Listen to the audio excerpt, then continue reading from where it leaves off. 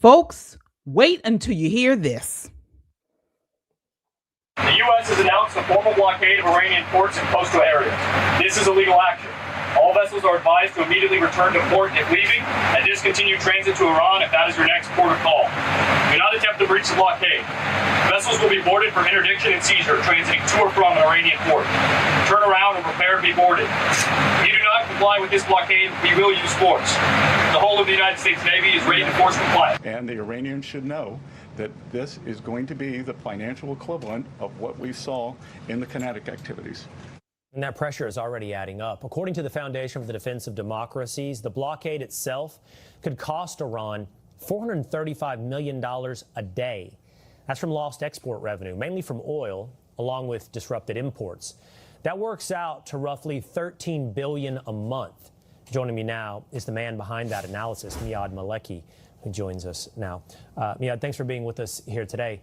So, that kind of money, $435 million a day, tell me the impact on Iran. Thanks for having me. So the impact, as a matter of fact, has started already. By closing the Strait of Hormuz, they have started putting that pressure on themselves. Listen, I think Iran's economy is the most vulnerable economy to a closure of the Strait of Hormuz because they depend more than any other economies in the world on the flow of commerce from the Strait of Hormuz. 90% of the commerce goes through the Strait of Hormuz. And by closing the Strait of Hormuz, they started the damage to their own economy. Now with the blockade, what's going to happen is they can't get their oil out of the Strait of Hormuz. And what is going to cause within, looking at the numbers, I think they have probably around 13 to 15 days of storage that they can store the oil that they're extracting. After that, they're going to run out of the storage capacity. They're going to have to drop their oil extraction, and that's going to cause permanent or long-term effect to their ability to go back to extracting oil. So I assume that means they can't pay their forces, they can't restock their ammunition, they can't do all the things that they need to if that kind of economy is grinding to a halt. I would also assume that means at some point the life on the citizens who are already suffering massive inflation becomes harder. All right. Good morning, good afternoon, good evening to you all as you watch this broadcast. It's time for Pop and Politics. I'm KJ. Let me introduce you to my co-hosts. Of course, we have Nicole Bennett. Hey, family. And Shelly E. Hi, everybody. I'm tired. All right. All right. All right. Well, we got a lot to cover tonight, folks. We got a lot to cover. So before we light this fire, do your part. Tap that thumbs up, smash that subscribe button, and turn on your notifications. We are live here on YouTube. If you're on the go, you can catch us on Apple Podcasts or Spotify under the name Pop and Politics. We love our chat.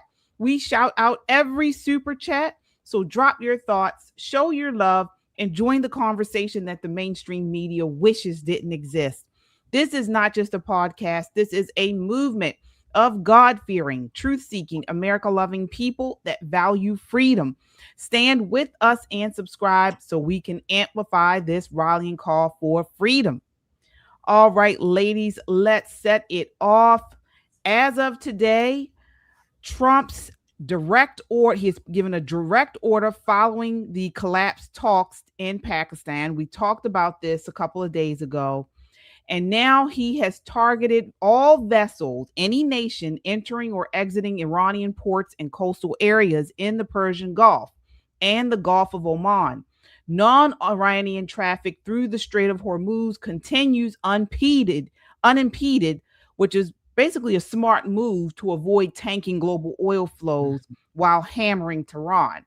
So, but he is not playing around. As we saw at the top of the show, that was a direct order via CENTCOM. The blockade has been fully implemented. All right. U.S. forces have completely halted economic trade going into and out of Iran by sea. This is according to Fox News. Before I get you ladies in on this, this is Stephen Miller talking about this blockade. This is clip 9.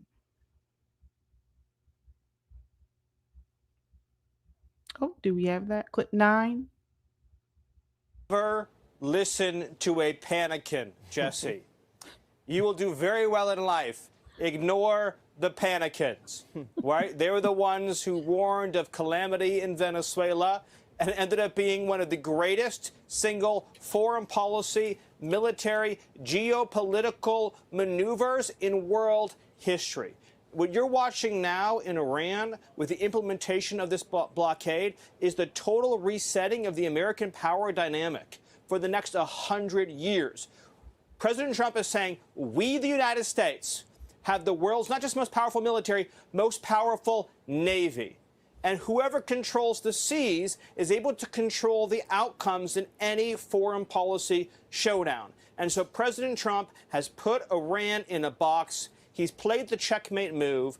And so now, no matter what path Iran chooses, America wins. If Iran chooses the path of a deal, then that's great for the world. That's great for everybody. If Iran chooses the path of economic strangulation by blockade, then the world will pass Iran by. New energy routes will be established. New supply chains will be established. Other nations throughout the region, throughout the world, and especially America, will power the world, and Iran will become a footnote. So that's the choice Iran has, and President Trump has put America into a win-win posture. You know, they All right. So, Nicole, what are your thoughts on this? It looks like, as he mentioned, Trump is forcing Iran into a corner. They have 2 weeks until their oil reserves overflow and cause permanent damage to their extraction units. So, I mean, do you think this is this is good for us? Oh, absolutely. I think, in true Trumpian fashion, he gave them many options. And this is the FO part of FAFO, right? So he's made it to a point where they can't even get their neighbors to store some of the oil for them, because the UAE is like, listen, we're riding with the Americans on this one. We can't do it with you. So what happens when the money stops? You have no navy. Your military is all but decimated. Your economy is already faltering. And without that oil money, what happens then? This is when the Iranian people really need to find their feet. When their government is on the brink of disaster, they can be the ones to push them over the edge and start fresh. All right. Shelley, what are your thoughts on this? Do you think this is going to be? Go ahead. Yeah. Oh, so the blockade of the blockade. So basically, I love it because basically, our Navy, thank you, sailors, thank you. We have set up. We blocked in Iran, like you said. So their ships can't go in and out, but the rest of the world can go in and out. We made a safe passage, if you will. And number two, I don't think that oil is going to overflow. I think we're going to be there to collect it. Okay. I think we're going to be there to collect the overflow and send it over to the Gulf of America, Gulf of Mexico, whatever, Gulf of America as it's called now. And we're still going to be able to export. Again, overall, even if we don't catch the overflow, which I think we're going to do something with, we're not just going to let that oil go to waste. I mean, that would just be, not even sensible. But this is going to help reset the global market for the price of oil. And as I saw earlier today, prices are slightly ticking back down. So let's just hope that trend continues. And again, I'm hoping for a successful outcome for our military, keeping our sailors, soldiers, airmen, and Marines safe. And hey, go USA. Yeah. I mean, based off of what they are saying, the experts and, the pundits and consultants are saying, this may actually work. This may be a major realignment. Again, Iran is being pushed back in a corner. They're already feeling the squeeze on their main cash cow, which is seaborne oil exports. And they're in a real pickle right now. And so if we are able to, continue this blockade successfully and reroute this oil and get them in a corner, we may be able to realign where people get most of their oil. So this is we've done a lot of that already. There are ships, tankers that are on their way to the Gulf of America now to buy American oil and gas. So this is what we want. If you don't want to buy oil from terrorists or support terrorism, the United States has plenty of resources to sell you. at a fairly reasonable price. So this is a good look for the United States all the way around. And to see other Arab nations, Muslim nations step up is important. Remember, we were talking about that. Where are the peaceful people who say that this is a religion of peace and this is not what we all believe? Maybe this will be the catalyst for them to finally put their foot down with these poorly behaved, ill-timed actors like Iran, Hamas, Hezbollah, the Houthis, all of those really, really horrible people that wreak havoc not only on Israel, but everybody. They are really, really bad actors in the Middle East. Yeah, and as you mentioned, one of those nations is the UAE. So they just said today they're going to join us to use military force if required in the Persian Gulf while Trump puts on these blockades. Take a look. This is clip 7. Day of the American blockade here on the Persian Gulf behind me. So far, no reports of any major incidents, but on the topic of the 2-week ceasefire that we're in the midst of, a short while ago, a senior U.S. official telling Fox News that the United States has not formally agreed to an extension of the ceasefire. There is continued engagement between the U.S. and Iran to reach a deal. Now, a short while ago, also, the BBC reported that the Iranian military is threatening to block shipping in the Persian Gulf, the Red Sea, and the Gulf of Oman if the U.S. blockade of Iranian ports continues. The U.S. says it's not allowing any ships in or out of Iranian ports in the Strait of Hormuz, but it is allowing other ships to use the strait. CENTCOM Commander Admiral Brad Cooper writing in full, a blockade of Iranian ports has been fully implemented as U.S. forces maintain maritime superiority in the Middle East. An estimated 90% of Iran's economy is fueled by international trade by sea. In less than 36 hours since the blockade was implemented, U.S. forces have completely halted economic trade going into and out of Iran by sea. Now, Kepler reports that yesterday 3 vessels passed through the Strait of Hormuz, and Fox confirms a 4th ship, a Chinese vessel carrying oil and chemicals, passed as well. Now, President Trump posted the truth within the past hour. China is very happy that I am permanently opening the Strait of Hormuz. I am doing it for them also and the world. This situation will never happen again. They have agreed not to send weapons to Iran. President Xi will give me a big fat hug when I get there in a few weeks. We are working together smartly and very well. Doesn't that beat fighting? Now, here in the Persian Gulf, Saudi Arabia is pressuring the United States to drop the naval blockade, fearing it could cause the situation with Iran to escalate or further disrupt shipping routes. That's according to a Wall Street Journal report. Now, the UAE, the country that we're in, they have been very vocal about doubling down with their relationship with the United States and said they would even stand by the United States if force is used out on the Persian Gulf. All right. There you have it. Shelley, what are your thoughts? Look, Saudi Arabia, don't get me wrong, I understand because they are direct, I guess, enemies, if you will, of Iran. So they're like right there on the border, right across from the strait on the other side. So they have a little bit more of they're trying to use their leverage a little bit more, carefully, I guess. Oman and Yemen and UAE, those are smaller countries, but those countries, by and large, they want their economies to grow. They may be Muslims, they may have some mullahs there, but they like money. They like tourism. They know that Americans spend money. And so they're going to do whatever they can do to help keeping this flow so that their countries can flourish as well as supporting the United States. Saudi Arabia, they're just a little nervous right now, whatever the case may be. But nevertheless, our blockade seems to be working. I hope it continues to work. And I hope that Iran eventually has to buy its own oil back from the United States. Yeah, and that's what's going to drive down the cost of gas because they do have all this oil that nobody's buying and it's just piling up. So when this blockade does expire or is over, they're going to want to get rid of this oil. And what they're going to do, they're going to be selling it at a cheaper rate. What are your thoughts there, Nicole? Yes, I agree. I think, again, he painted them into the perfect corner because no matter what they do, the U.S. still wins. And that's, quote unquote, the art of the deal. The deal was to make sure that they did not acquire a nuclear weapon. And I think there's maybe only Democrats who are against that, generally speaking. The rest of the world is okay with them not having a nuclear weapon. But more economically, it's harder for them to even consider having that program if they have no money, right?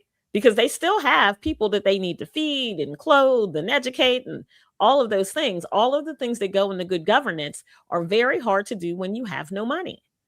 So it's going to be interesting to see what the other Arab states around them, how much aid they give them, if they give them aid, and what's going to be the conditions of that aid. I think that's what's going to really separate the wheat from the chaff as far as America is concerned, and who our allies actually are. Absolutely. Folks, as you come in, hit that like button. It helps to get this video out in front of a wider audience, and we appreciate your support. See, we got some super chatters there. All Shelly. right, we have Josh. Hi, Josh. Thank you for your $20 super chat. President Trump checkmated Lloyd's of London, the British Imperial Insurance Company that has a monopoly on all oil tankers. Good point. Across the globe. Scott Bessent snatched all the policies away from London and underwrote them all. US. Thank you, Josh, for that. Yes. Thanks, Josh. Tijuana bought a jumper. Thank you for your $20 super chat. Good afternoon, ladies. You all look so beautiful, especially Nicole. So sweet. Thank you, Susan, as well, for your $10 super chat. Love you, ladies. I feel so down about what happened with TPUSA last night. They are not doing good without Charlie. Wow. Thank you, Susan, for that. I do want to shout out Angela. She was our first popper tonight. I didn't get a chance to log on a little bit early, but thank you, Angela. Thank you, all of you in the chat land. Don't forget to hit that like, share, and subscribe, and the notification bell so you can know when we are coming on live. All right, absolutely, folks. And you mentioned, Nicole, the economy. The S&P 500 is smashing another all-time high today. It closed at over 7,000, I believe, which is apparently that's the largest closing in history. So again, we are seeing the market respond to this war, and it's not bad. So while we got the left, out here and the Democrats screaming, it's just the rich getting richer, that's not really the case, because we know, for instance, that, with the 401ks, this all, has an impact on 401ks and pension funds across the country. It's a good impact. So with this new closing high, it does, according to economists, it's signaling that they're saying, we have confidence in Trump and the economy here. Corporate America is thriving. Again, they're not panicking yet. This is what this is saying. They're trying to wait and see what happens with this Iran conflict and other geopolitical issues. So don't count us out yet. That's what I say. Don't count us out yet. All right. So again, folks, as you come in, hit that like button. It helps to get this video out in front of a wider audience, and subscribe. Subscribe, folks. We need your help. We're trying to hit 250,000 subscribers. We get close and then we move away. So we need your help, folks. Share this video, send it in a DM, send it on your social media, in a text message, and an email. Share, and subscribe. All right. So let's keep going here. Well, we all know, speaking of economy and money, today is tax day. Ooh. All right. So it's not, nobody is, I don't think anybody is excited about tax day, but there is a little bit of what do you call it?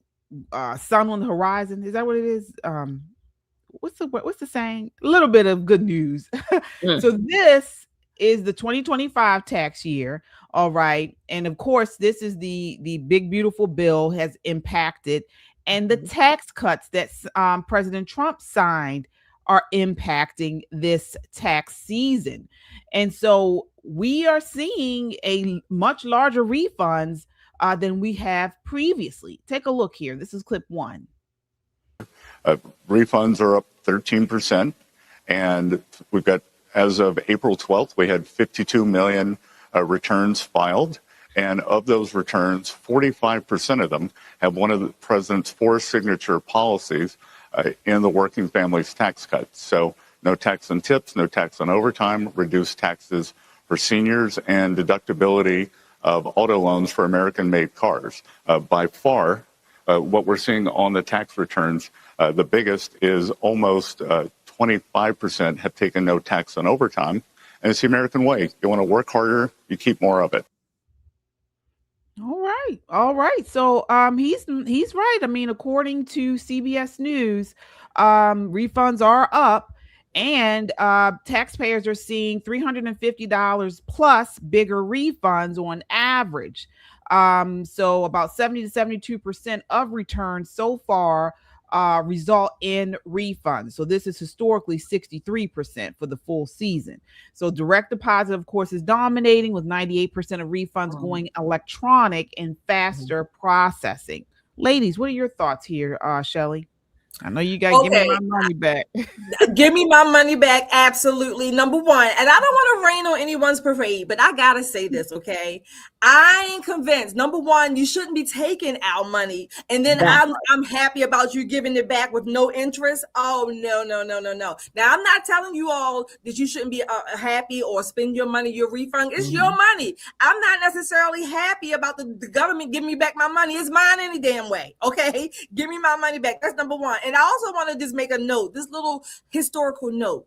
The Titanic also sank on April the 15th, 1912. So there you go. Make of it what you want. Make of it what you want. But give us our money back.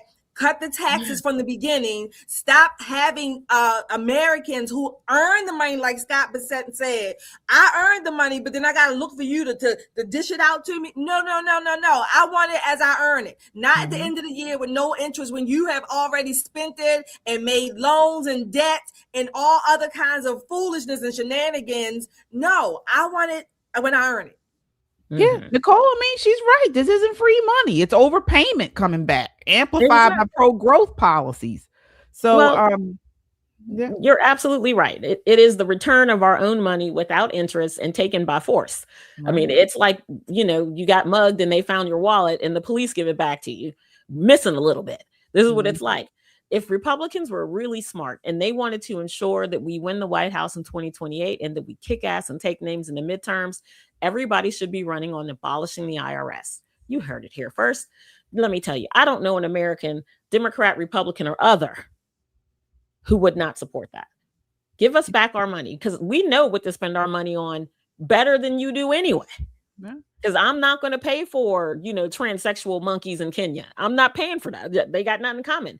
But if there's a need in my community, if we had another, God forbid, another F4 tornado in our community has the resources to take care of our community. Yes, there should still be FEMA for really big disasters, but little things like, well, not little, but fires in your community, that kind of thing. You would be surprised how Americans would support other Americans given the opportunity.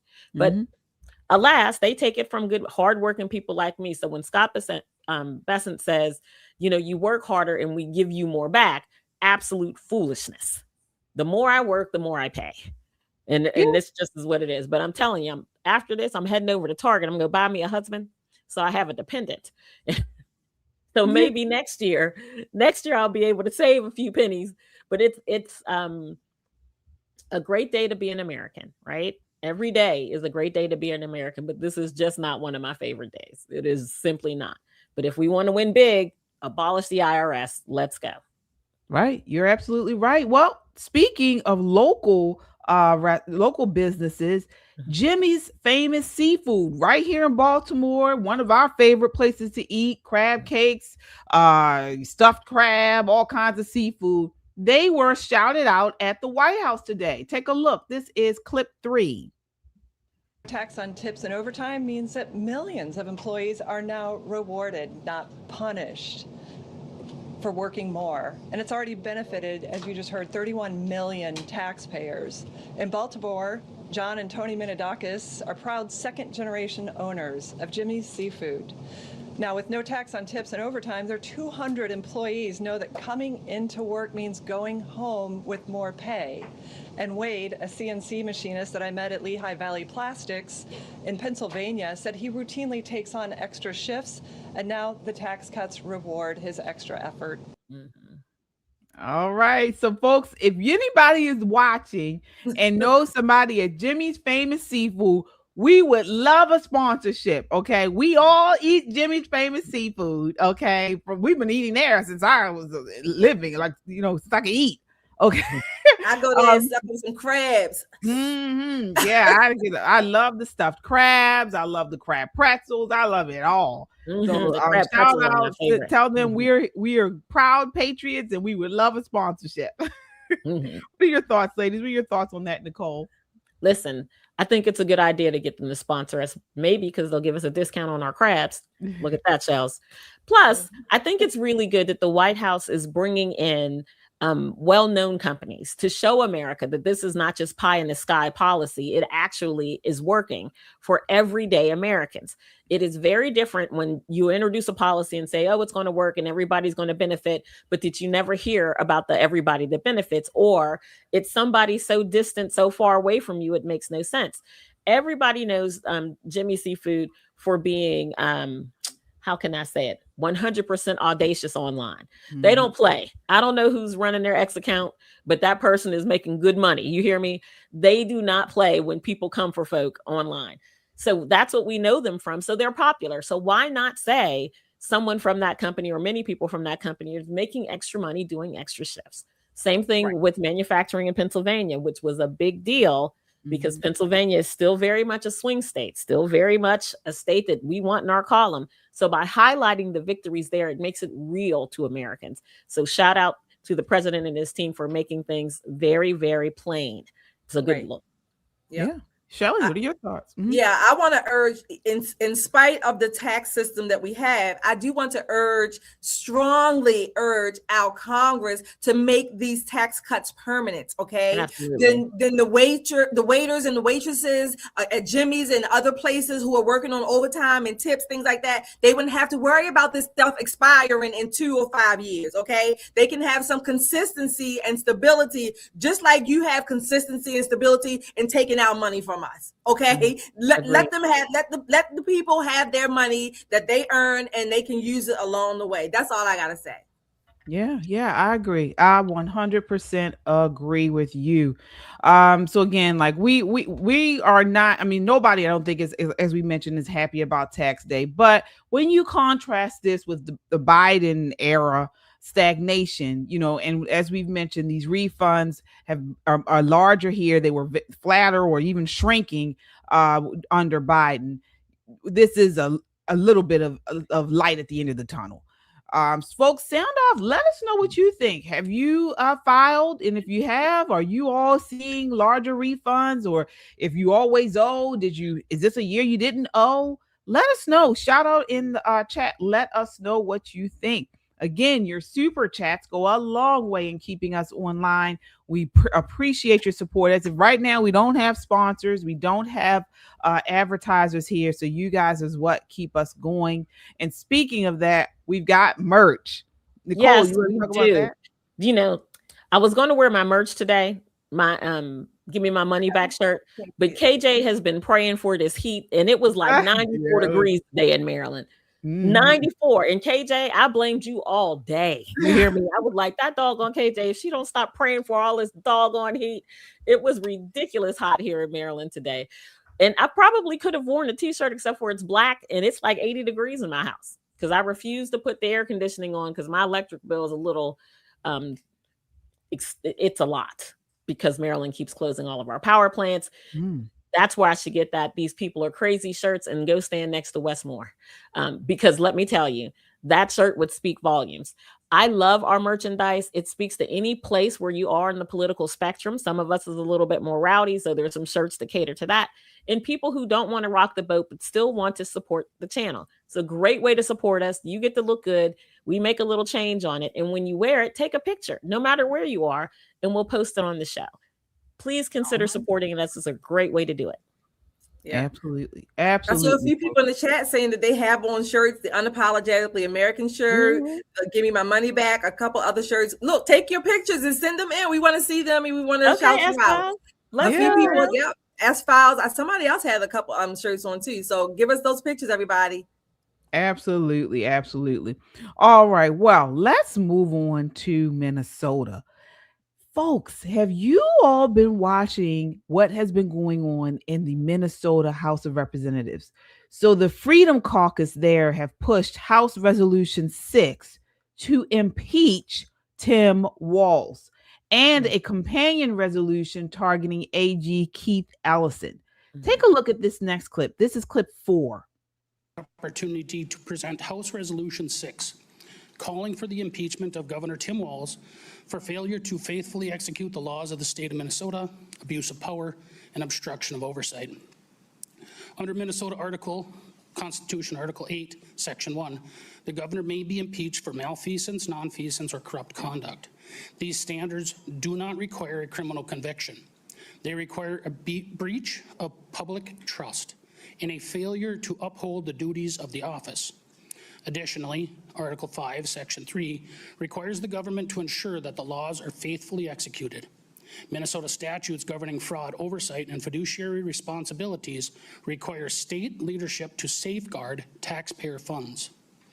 Evidence presented in legislative and congressional investigations show that billions in taxpayer funds were lost through fraud in Minnesota social services programs. Oversight systems failed repeatedly under executive leadership. Federal investigation and lawmakers have estimated up to $9 billion in fraud. Wow. All right. So, unfortunately, he was not impeached.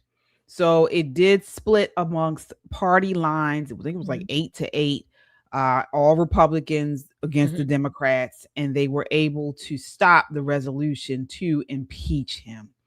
But folks, I mean, this was like the testimonies that came out of this. Nicole, what are your thoughts? First thoughts. We're going to show you all some of the testimony, but what are your thoughts here? You know, it just shows the arrogance of Tim Walz and his ilk.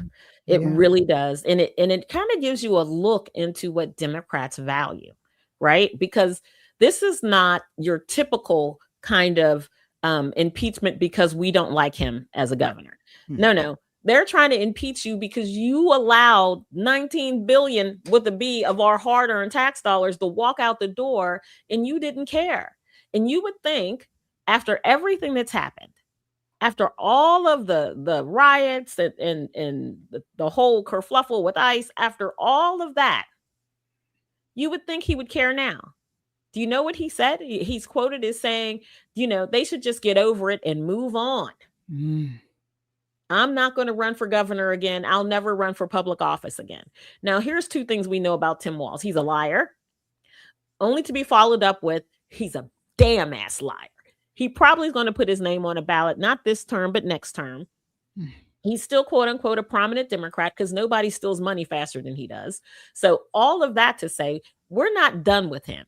The world hasn't seen the last of him. His wife, whether she's turning a page, putting a mark on the page, whatever that weirdo is going to do, it makes me absolutely insane to think that Minnesota Democrats could not set apart partisan politics and just think like an American.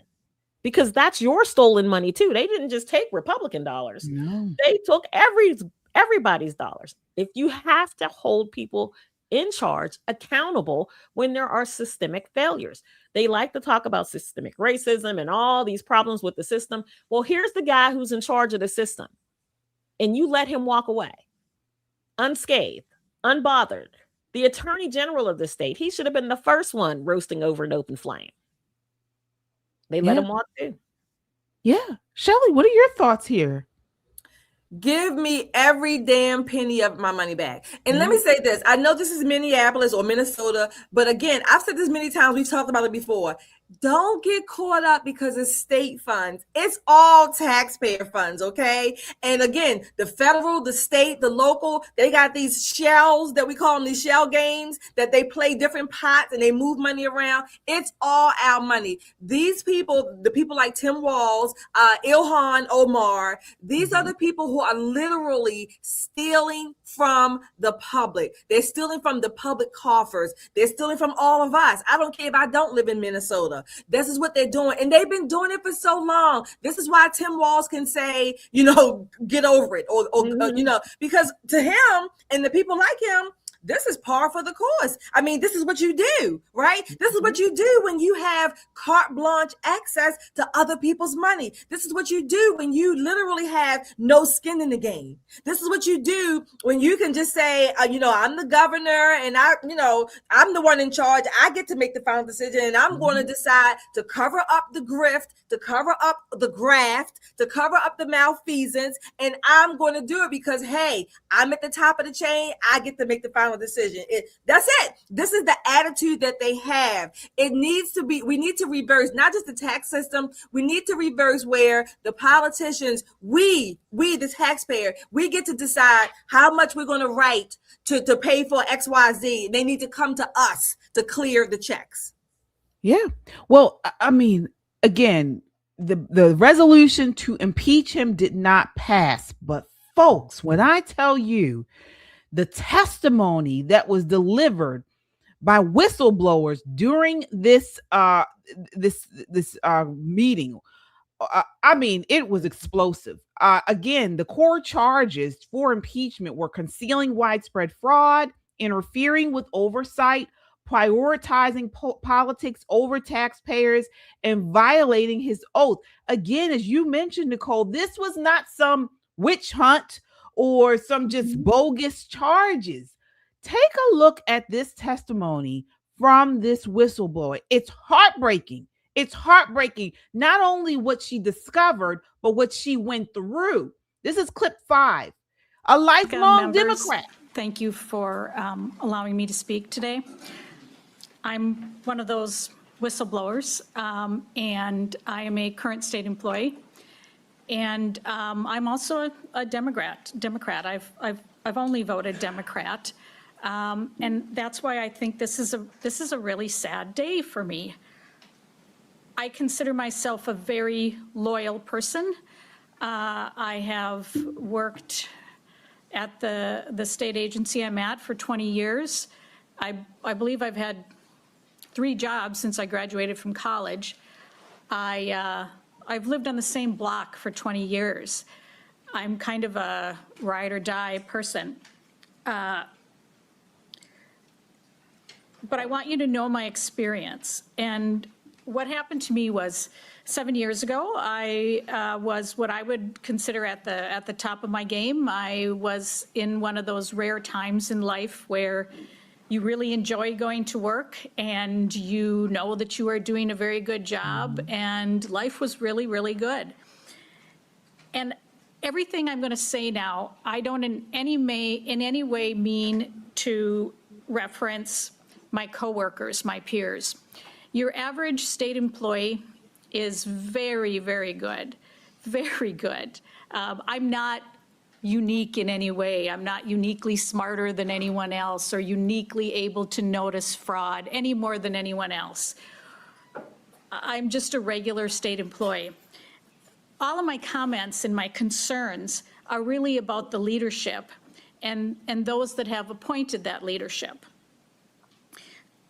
So about 7 years ago, I noticed risky contracts that I was seeing. I had a promotion, and I, for the first time, was seeing many contracts, more than just my own. Everything was sort of fun. I want to just pause it for just a moment. So this woman is a regular worker. I mean, she's not an executive, she's not, one of these ones that is going to get a cushy, what do you call it, raise or this is a regular working woman like all of us, okay? And she's talking about what she's gone through. I want to get your thoughts on her first. Just want to get you all's thoughts. I'll start with you, Shelley, on this woman. Like, do you think she's credible just from hearing so far what she's saying and things like that?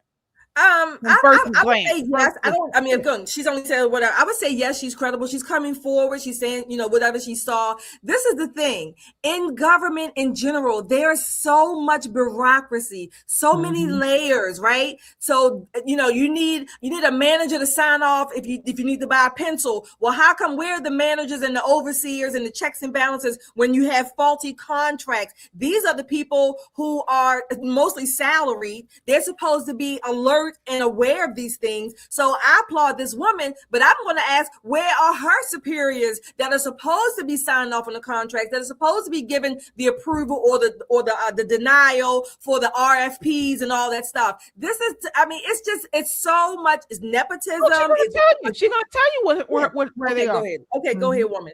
Okay. Funneling through me in my work area. And so I started going up the ladder for the next 6 months, as a person would do, and talking to my supervisor, then their supervisor, and up and up. And so what I found was that I was really kind of getting nowhere. So after that first thing of noticing these things. Wait a minute. We got some nut in the chat. Diamond Davy. I would say no, having grown up in Minneapolis, none of them are credible on either side. What? So then you got the whole place is a bunch of crooks? Is that what you're saying? You and all the Minneapolis people are a bunch of crooks? I think he's saying government workers in general, like government work, the bureaucracy, basically, I guess.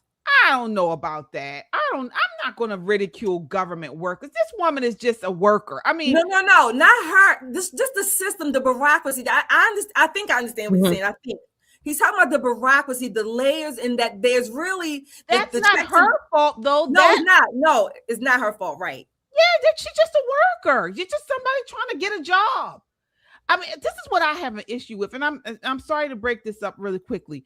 But I don't like the idea of conservatives demonizing 9-to-5 workers just because they work for the government. Right. I don't think that's right. I have an issue with the government and the bureaucracy and the inefficiency and the fraud as well. But this woman is to me, I mean, just from the testimony I've heard, she is one of the good ones. Right. It's not all of them are bad. I know a lot of government, especially since we live in the DMV area, so we come across a lot of government workers. There are a good portion of government workers that are patriots, that are just want to do their job. They want to make sure it's done right, and they work for the government. Yeah, it's the system. It's the way it's set up. Right. I'm sorry. Okay, I'm going to continue. Things and realizing I was getting nowhere, I then realized that we had incredibly unqualified leadership. Not only did people not really know the solution to what I was bringing, but they really didn't even understand what I was saying. And that didn't make a lot of sense to me, because looking at their salary and their job title, this is something they should have clearly understood and said thank you and proceeded to solve it. And that isn't what happened at all. What actually happened is the messenger gets shot. I became a very unpopular person amongst leadership there.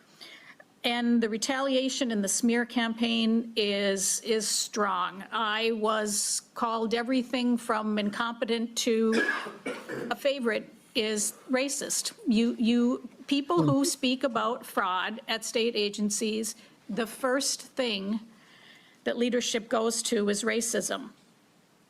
And that is very hard to take. It is humiliating. It is career killing.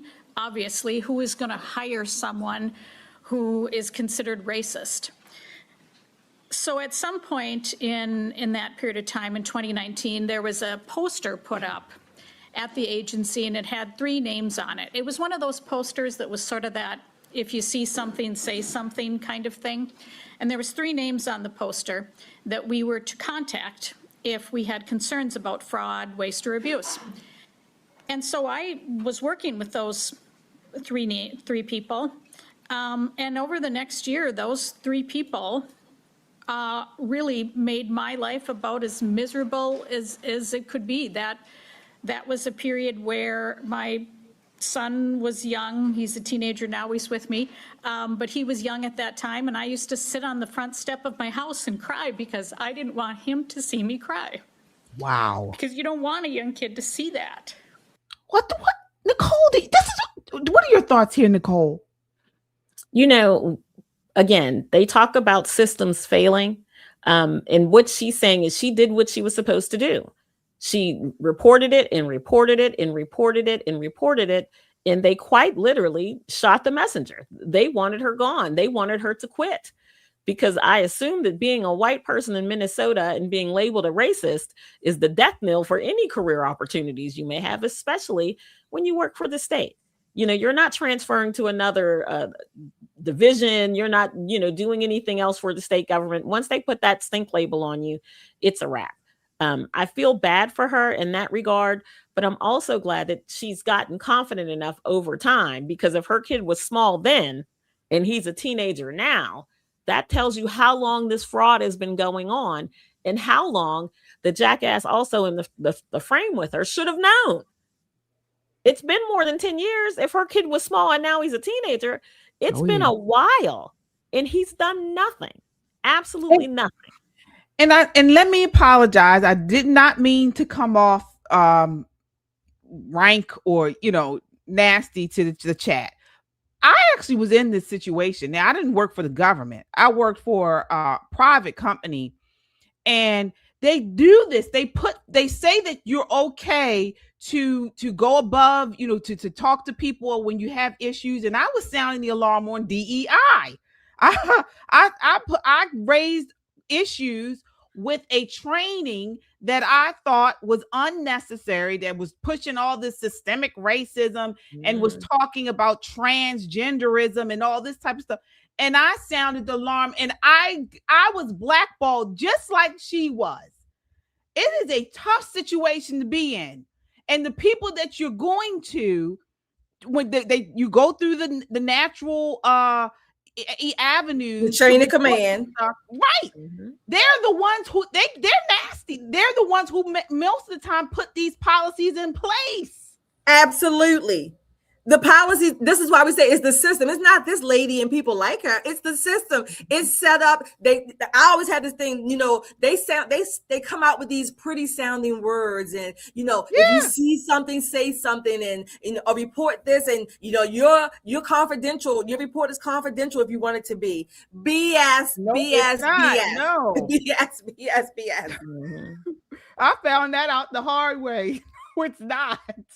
So I tell people all the time, the ones they're the ones you have to reach out to, usually in human resources. Exactly. They're the ones who put all this crap in place. Exactly. And just like she said, they call her name. You see the same tactic. You see it in politics, certainly in government. They start labeling you, calling you names, and that's to keep you afraid and keep you backed out. I tell people my second language is bureaucratese. That's it. Yeah. I want to keep going here. And those three names. Okay, let me just talk about those three names. One is our ethics officer in the agency I work at. She called me to tell me that if I spoke in front of the legislative committee, that I would likely be fired. Wow. So that's our ethics officer. Then our, at that time, chief compliance officer, now our commissioner, she had me involuntarily transferred to a different position to get me out of where I was. She called me on a Saturday along with our HR representative and told me that when I returned to work the next week that I had a new job. And I said, do I have any choice? And the answer was no, it's this or nothing. And the third person on that list, who was our director of auditing, so he's an auditor, he completely outed me. I reported fraud to him, and what he did is call up the person I was reporting on and said, Faye Bernstein just told me da-da-da-da about you, just completely outed me, which, as you can imagine, led to more of me crying on my front step. That's what happened to me. That's what happened to me. The people you have to report to tell them about this are all involved with it. Many of them have made these whatever you're complaining about, this type of complaint. It's really sad. It really is. Yeah. Yep. Keep in mind, the system is made to protect itself and to reproduce itself, not necessarily the individuals, the system. Yeah. I'm sorry, Ms. Bernstein. I'm sorry this happened to you, and thank you for sharing your story. I hope we pass this resolution so you can. Nope. They don't care. They don't care. All right. They don't care. It's sad. I will say this, and I've advised people of this before. If you, like Faye Bernstein, not believe that you found something, but when you know you found something, you're not going to call the people who did it to report it. I'm going to need you to be a little bit more savvy than that, right?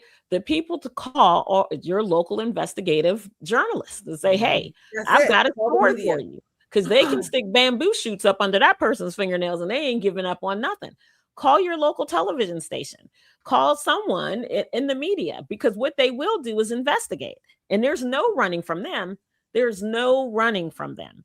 So you have to really kind of put some thought process into it. So if I'm going to complain about my company stealing money, am I actually going to complain to the people in my company who are in charge of said stealing? No. I mean, I agree, but they don't tell you. I mean, she was just going by what they tell you. And we've all been through these trainings. Right, where they say if you see some impropriety, if you see some type of fraud, there is a separate unit that generally handles that. But it is within the company, and they're told that they act separately, but clearly they don't. Yeah. Nope. Everybody has a dog in the fight when it comes to saving everyone's job. They will let you burn to save everybody else's position. So sometimes when it is large enough or big enough, or it looks like the tip of the spear or the tip of the iceberg, and you know there's more coming, you're better off outside of your agency, outside of your corporation, because it saves you as well as everybody else. And it gives you a layer of deniability that you're going to need to continue your career in that particular field. So you think you got something? That's something the media is good for. Absolutely. Investigative journalism. It used to be, at least, but we got some super chatters here. Let's see what we have. We have Crystal P. Thank you for your $5 super chat. Didn't agree with your take on the Trump parody yesterday. I can't hold a non-Christian to Christian standards. Tired of the selective outrage mind virus. Okay, thank you, Crystal. Who didn't she? I wonder which one of us she didn't agree with.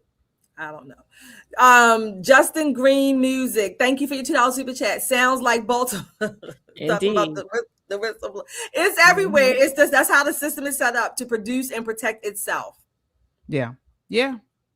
Well, actually, we're going to talk about this tomorrow on Christian Conservative at KJ Christian Conservative. We're talking about this tomorrow night at 9 p.m. But you guys saw, I'm not sure if you all saw, but actually they came out.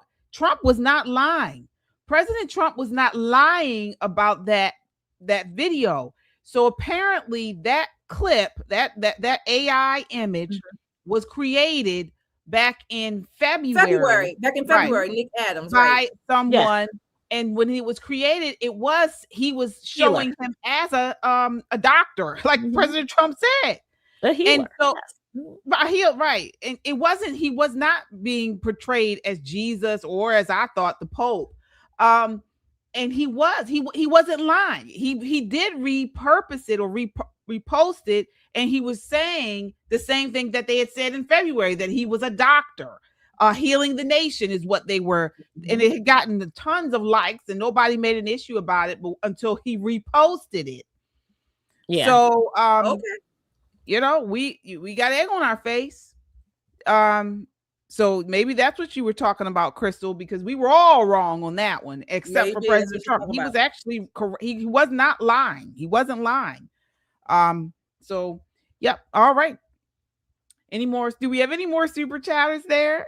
Or did we get everybody? We got them all. Oh, everybody in chat land, go ahead. Make sure you hit that like, share, and subscribe button. I don't think we have any more supers here. Also, don't forget, go to our website, metroconservativemedia.com. You can shop, buy all the t-shirts there.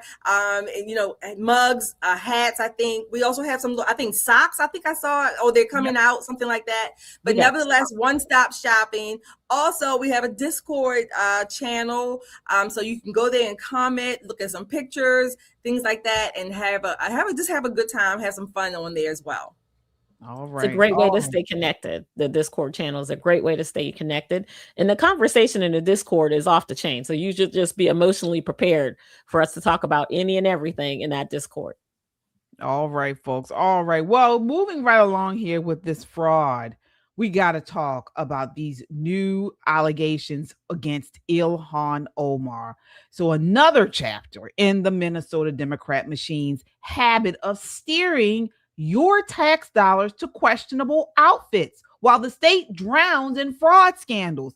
This one involves over $1 million in federal DOJ funds she pushed for a so-called substance abuse clinic targeting the East African community in Minneapolis, the Somalis. So it turns out the address that she was saying was supposed to be a substance abuse clinic was actually operating it was a small Somali-owned restaurant with operators sharing residential addresses on IRS paperwork. Take a look at this. This is clip 6. Spending bills making its way through Congress was a $1 million earmark from Representative Ilhan Omar of Minnesota, which was an earmark that was supposedly going to a substance abuse clinic, which actually happened to be housed in a restaurant and run by 3 individuals that share the same residential address, according to their IRS paperwork. Tons of red flags. So this is what we saw with the fraud involving the daycare centers. Now we see other earmarks coming directly from members of Congress where it seems fraud is being perpetrated as well. So I raised the issue, and fortunately, the House has now stripped that earmark out of that spending bill. But again, this is how easy money has been flowing to bad actors in Minnesota. Wow. This woman should be brought onto the House floor and derobed in front of everyone for humiliation and embarrassment. This is so wrong. Shelley, what are your thoughts? So, not surprising. I think Nick Shirley was talking maybe about this or another scam that she was involved in. But look, it is Ilhan Omar stealing and rerouting money. But the earmark system is basically another word for slush fund, like we were talking about the other day. It is. Again, I know we might sound repetitive here, but it's the system. These earmarks, I would say many, if not all congressmen, find some way to carve out these earmarks for them to go back to whatever little pet project they have in their own district. And for whatever reason, they're largely unmonitored, unregulated, if you will. It's kind of like a little bit of side pocket money. You know, you put that money under your mattress.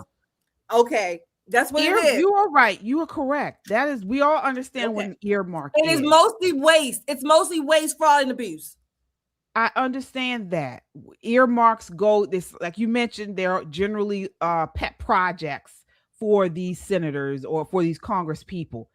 This is different. It's not a project. It's fake. Okay. You're missing my point. You're missing my point. It doesn't matter what the quote unquote project is. It's the earmark system. She is committing fraud. She is committing fraud. Now, maybe correct me, but earmarks are part of the system. Is that right? That's what I'm saying. This whole process, the whole system. I don't agree with it either. But this is different because it's fraud. There's no clear evidence of a full-scale medical treatment facility with licensed counselors. So she's not only, it's not just a pet project, it's a pet project that is it's not even real. No, I agree with you. You're not understanding what I'm saying. We don't disagree. We do not disagree. She should be under, like you say, under the jail. We don't disagree there. My point is that earmarks, the system is ripe for fraud, waste, and abuse. It happens all the time. I'm not excusing her. It happens all the time. It's another mechanism for our money, slush funds, earmarks, pet projects to be frauded, wasted, and abused. That's all I'm saying. Right. Listen, it's a perk of being in Congress, right? That's what I was saying. Yeah. This whole thing, this pork, as we call it, Pork, right? right. Yes. It's like a barbecue. So at the beginning of every session, they sit down and it comes out on a gigantic spreadsheet. We talked about it when it first happened, right? Comes out on a big spreadsheet. How much money do you want to give to your particular district's pet projects? Okay. So when you decide, I'm a Somali person, and I know these 3 dudes who own this small family restaurant, and there's a domicile above it. And, maybe a couple other dudes can pretend like they're a substance abuse place, and we can slide them almost $1.5 million, and I will get campaign donations back from these people. And it's putting more money in this Somali community that she's desperate to support. Usually there's not that much scrutiny of the pork. It usually is just, as long as it's below a certain number and it sounds good, nobody's doing a deep dive on it. But this just shows you the level of audacity of her. Right. Knowing doggone well that they were already under tremendous scrutiny, knowing doggone well that she's a hair away from being called to the floor for censure. She's like, let me just go ahead and put my people on this pork list, because she really does think that the Democrats will protect her. Yeah. She really does think that. She thinks she's way too valuable for them to throw her away. The truth of the matter is, they just threw away Eric Swalwell earlier this week, a couple days ago. He was Nancy Pelosi's right-hand boy. That's how he stayed in power. This is how he got a chance to molest and allegedly, grope and do weird things to even funkier people with impunity, because he was Nancy Pelosi's right-hand boy. He was the heir apparent. He's the one that was doing Russiagate, Russia. He went after everything Nancy told him to do. He was the attack dog. So she assumes, being a member of the squad, that they would have her back. Let me tell you, we're over it. The whole system is trash. They should throw it away. Yeah, they should throw it away. She's under investigation. Ayanna Presley is under investigation. All of them are under investigation right now. Now, let me ask you this, Nicole, because back in the day when I was a poli-sci major, we were under the way these earmarks worked. Yes, it is pork and it's not a good thing, but it used to be a negotiation tool between Congress people. So it was just like, so when you had like a bill that somebody wanted to pass or something, it used to be a way to say, well, you know what, if you want this passed, you need to do this for me, and then I'll do this for you. And it was kind of, it worked that way. This is how the system worked. Now, yes, it was pork and things, and it wasn't fraud. These things were not fraudulent. There used to be issues. It used to be, hey, I got this town in my area, and and maybe let's talk like Fells Point. There's a business there that has been there since for 30, 40 years, and they're a big proponent of me, and so I need this. They want this road put in to get to somewhere. I don't know. And you do this for me, then I'll do this for you, and then they got stuff passed. But like now, it seems like nothing's getting passed. Well, there's no compromise. They streamlined that, and they still do trade votes back and forth.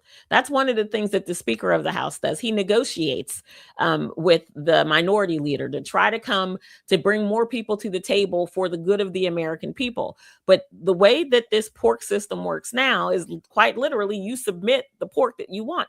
And usually it's not all bad. It may be a swimming pool in a community that used to have a swimming pool, and something happened to the pool.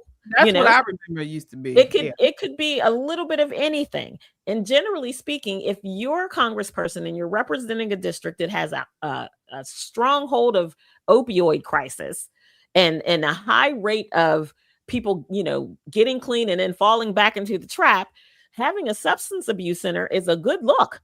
It really is. But when your whole entire state is under scrutiny for billions of dollars of fraud, you would want to make sure that if you're suggesting a substance abuse center, that one, that it is fine enough to be a healthcare facility, two, that the people who are running it are professionals. You would want to cross every T and dot every I. She doesn't do that. She doesn't feel like she has to.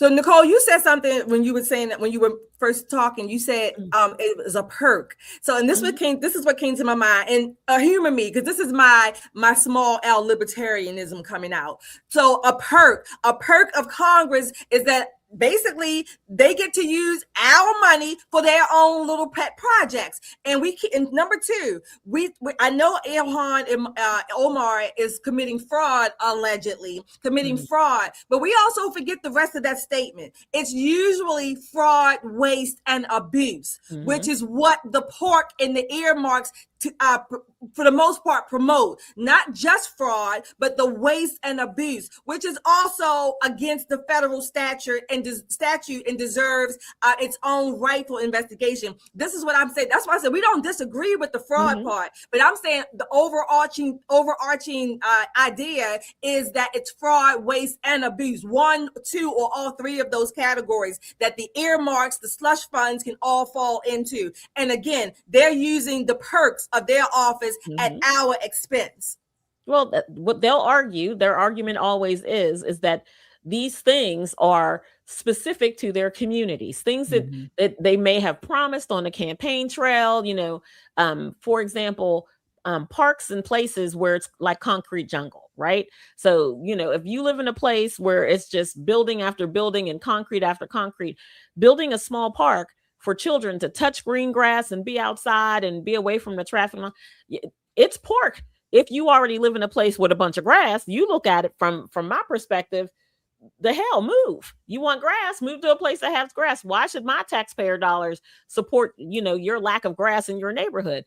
Well, because eventually I may want sidewalks. I live in a place where we don't have sidewalks. There are no sidewalks. We don't even have a shoulder of the road.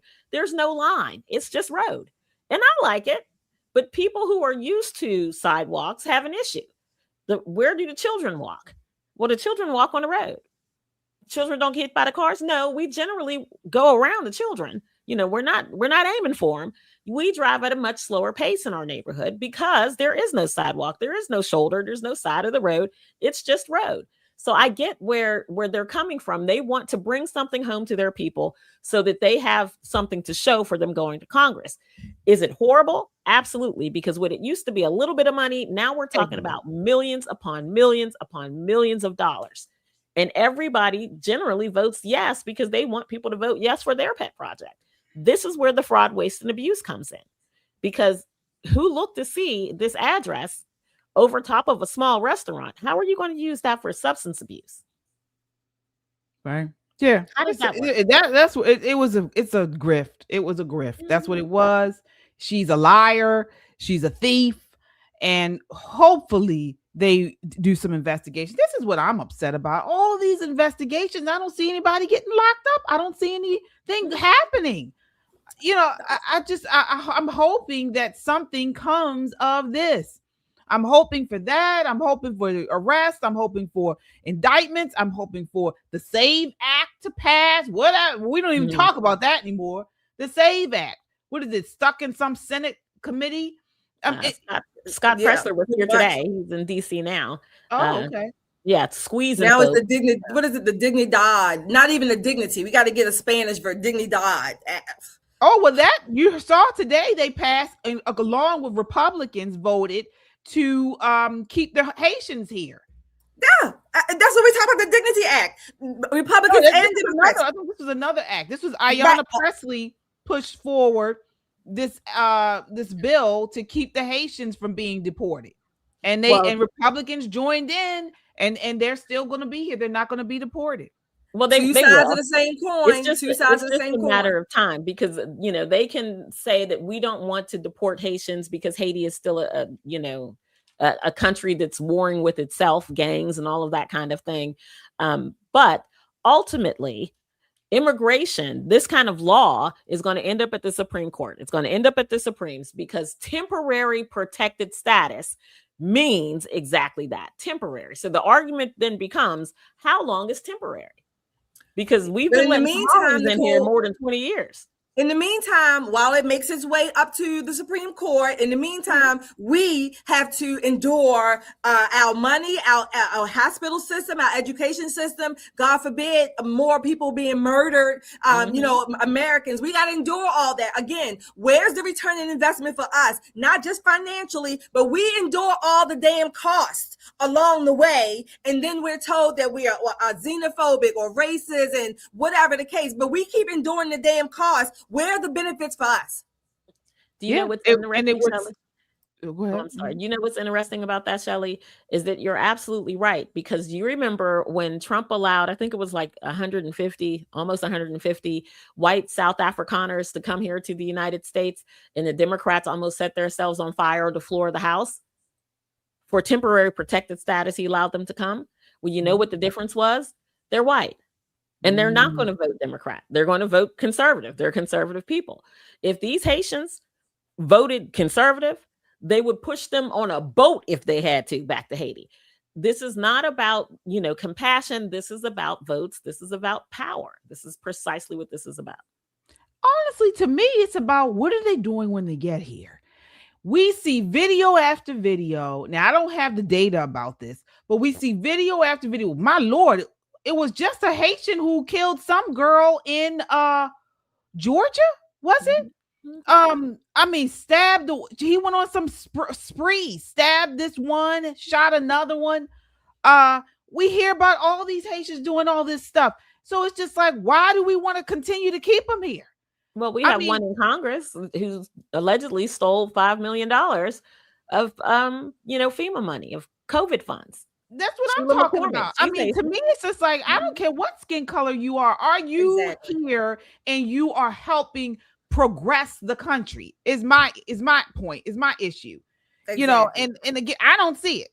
Help. Maybe I'm wrong. I'm not looking at it as skin color. I'm looking at the videos and the news reports that I see of these people killing, slicing, eating the squirrels, eating the dogs, eating the cats. I know they eat squirrels. Now, I don't know about the dogs and the cats. I know they eat squirrels. So don't give me this in the chat about, they don't eat dogs and cats. They eat squirrels. And I know. When you're hungry, you'll eat anything you can find. Let's do that. We got some super chat. Let's see what our super chatters say. Yep. All right. Crystal P is back, $2. She said yes, she was referring to the outrage regarding a repost. Oh, regarding the repost. It's crazy. Okay. Yep. Thank you, Crystal. Diamond, thank you, Diamond Davy. Thank you for your super chat. Loving the show as always. Thank you so much for that. Kinsey 14, thank you for your $5 super chat. Virginia's Senate Bill 322, the National Popular Vote Interstate Compact. Nationwide votes decide VA electors. Don't hear many covering this. Thoughts on how this affects us? So that's a new one. I did see that was signed, I believe, today. She signed it. Was it signed? Was it the governor? She absolutely signed it. They showed a picture of her smiling, the best smile she's ever had while signing said.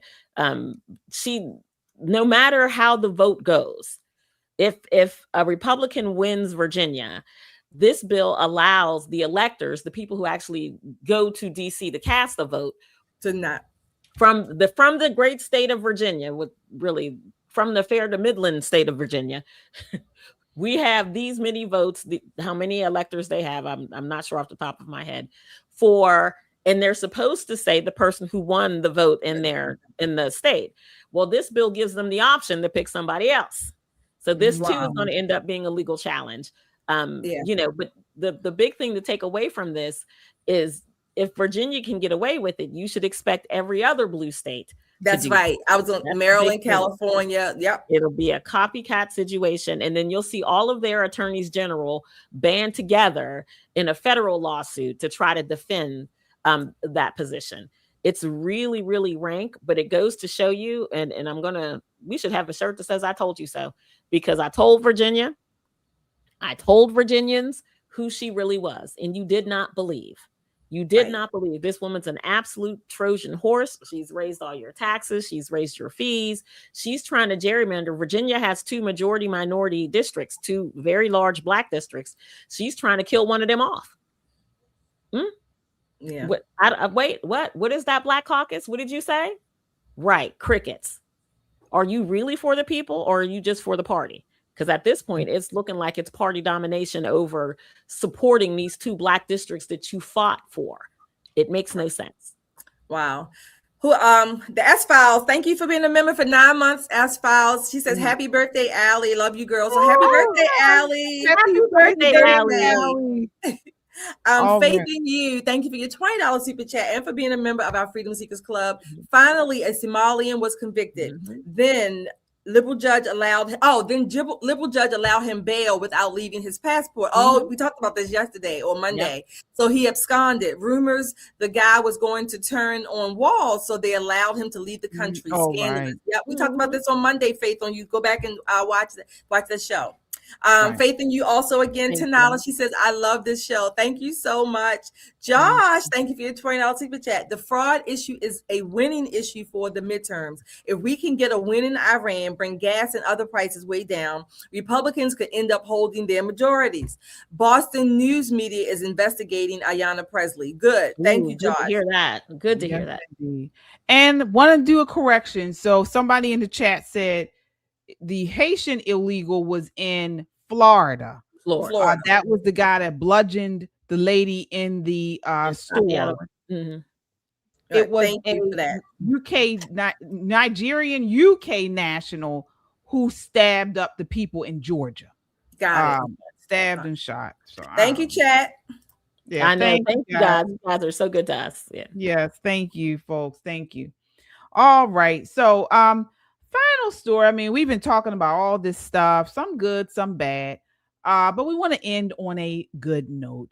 And this is really nice. So I don't know if you guys have been following this story. A homeless guy saved a lost little boy. Take a look here. This is clip 2. Little boy was alone in the dark, wandering a busy and dicey Miami street Wednesday night, but was found by someone most people walk right past. God sent me there, so I had to do what God said do. Arnett Johnson has been sleeping on this bench for 6 months after serving his time in prison. He tells me, you see a lot out here on 7th Avenue and 17th Street, but you don't see a child, especially one by themselves. I look around for the parent. But I look and I don't see nobody, you know what I'm saying? I'm just like, what is this kid doing out here 7 night? And he knew immediately something was wrong, so he called police and stayed with that little boy till authorities arrived. This was a good Samaritan that was sleeping in the streets and called us and gave us that information.